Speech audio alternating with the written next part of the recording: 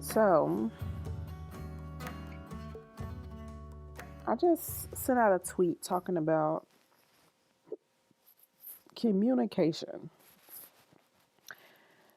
And that's what's on my mind right now. Speaking to people effectively, having effective communication, which can mean various things and can take various forms depending upon where you are, like what hood, what clique, what environment, professional, personal, family, friends. And one thing that I have noticed is that people that I might refer to as the crazies or refer to as crazies, they don't respond and understand and respect normal communication, normal verbal communication. Like you tell them to stop doing something. You tell them, this displeases me. This is not what I want. This is not what I desire. This offends me. This hurts my feelings. This is not appropriate in a calm and rational way. And it goes in one ear and right out the other. They don't understand that. That's too normal for them. But you can take the same person, aka the crazies, and get physical, and then suddenly they understand. It's very important to know what type of people, and be conscious of what environment we're in when trying to communicate with people. Of course, the natural, the normal, the logical thing to do would be to avoid these, crazies who don't understand verbal communication and only understand physical communication. And I'm telling you, I do. I'm telling you, anybody who knows me, anybody who grew up with me, grew up around me, went to school with me, work with me, it's all the same all across the board about my reputation. And my reputation is that I stay to myself. I don't cause problems. I don't bother nobody. That should be respected. But when you live in a world where there are crazies running amok, the problem is that the crazies look at you and they perceive you because you're to yourself. They perceive you as being an easy target. They perceive you as being easy prey, as being weak, and as being alone. The crazies, some of the crazies, that's what they think. So it makes it, a little bit more difficult to just be chill and be cool and relax and live that, real low key, laid back lifestyle that you live when you have these crazies running around. Because despite your best efforts, eventually one of these crazies will decide to come bother you. And in my tweet, I said that I think maybe, and I mean, seriously, I think about it and I'm like, what's up with these crazies? Is law enforcement like intentionally allowing these people to run amok so that they can go out and provoke people? The regular normal people who just live their lives in peace? Is this the goal? So they can have a higher population of people to incarcerate? It makes me really wonder. It's not hard to identify the crazies. We all know who the crazies are. These are the people who have been getting in trouble repeatedly since kindergarten.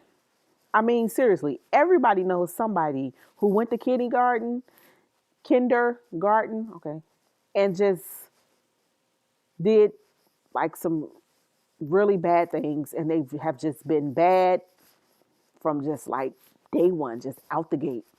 They just came out bad, always getting in trouble.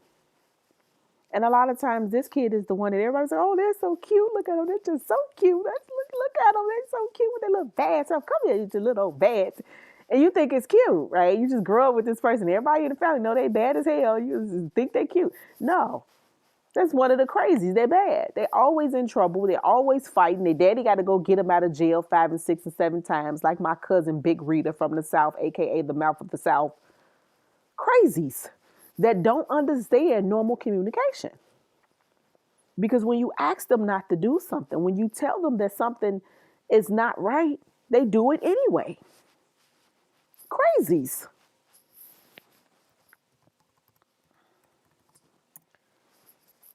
And like I said, avoiding these people is almost impossible. So the only other thing to do is for them to be removed out of the normal, population. Or because seriously, if you are constantly having problems with people fighting and clashing, I mean, you've been state to state to state, you've been 4 or 5 different states, and it's the same thing all through school. It's the same thing. No matter where you go, it's the same thing.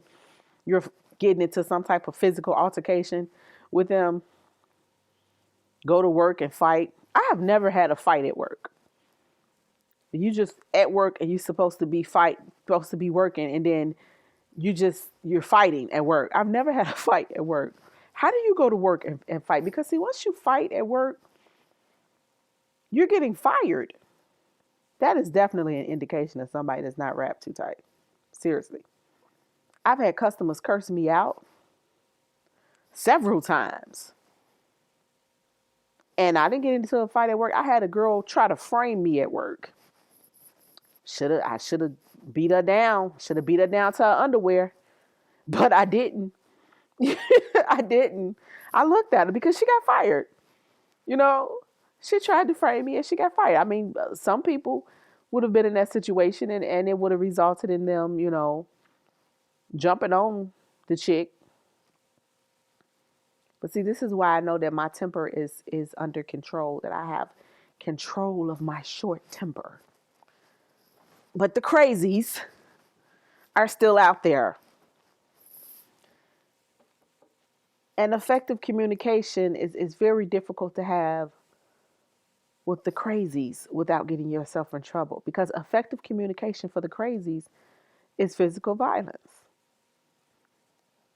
And a lot of people talk about, why we have so much violence in our neighborhoods, in our communities and stuff like that. And I think that's a very big part of it, because you do have a lot of people that are walking around unmedicated who should be medicated.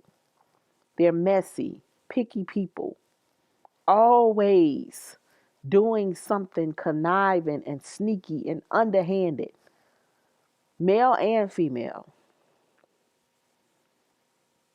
If you find a petty female, I'm telling you, it's guaranteed she got about 5 or 6 petty men in her pocket. They petty right with her. She move up petty 5 steps. They move up petty 4 steps. They right behind her. Her ring of pettiness. The petty ring. Petty mob.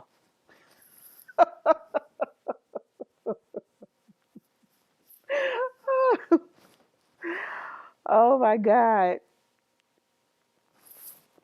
And the other night, when I was thinking about this little petty mob stuff,